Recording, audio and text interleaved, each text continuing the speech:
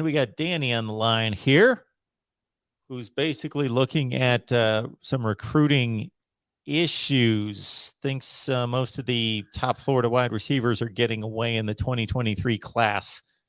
Any thoughts there? I'd look for any position at all right now. I mean, and we're in May, the 18th of May, and this is kind of where everything just starts slowing down. So now it's kind of like the freak out time.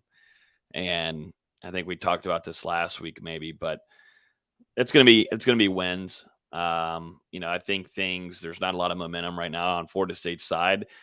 You want to create momentum, make sure you take care of business, your first couple of weeks into the football season. I think a lot of things now, at least recruits, families, they're looking now. Norvell preaches a really good message. He does a really good job with families, talking with them. He creates great visiting atmospheres.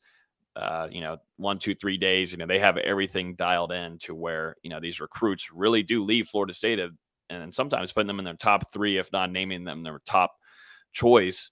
But you go back onto the football field on Saturdays and you lose games that you're not supposed to. Hint, hint, Jacksonville State at home.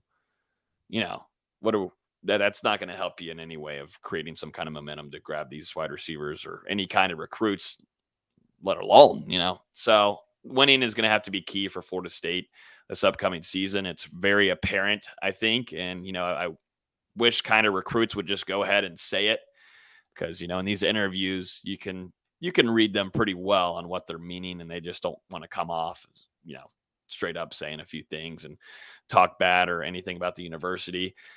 But you could see in reading these interviews that it's going to have to come to wins. They want to see answers on the field. They want to see Florida State. You're able to take down Miami last season, but you're still competing, trying to beat Florida, which you should have done. You most certainly should have done. Dan Mullen's not there. They have an interim head coach. Florida State brings its entire staff. What are we doing here where you can't go down and dominate and, you lose Jordan Travis in the first quarter. But once again, you're still it's still a beatable team.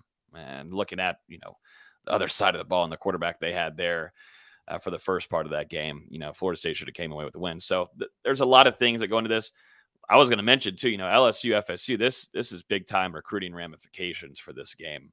And if you want to kind of start off your momentum there and as being a staff member and Mike Norvell alone, getting a win against LSU is where you can start creating that momentum for your upcoming class. But right now it's dead. There's not a lot going on. And so now I think it's just kind of freak out time, and that's understandable. You don't grab Mims. He goes back to Georgia. There's a few recruits that aren't putting you in your top 10 or top 5 anymore, but W's change things.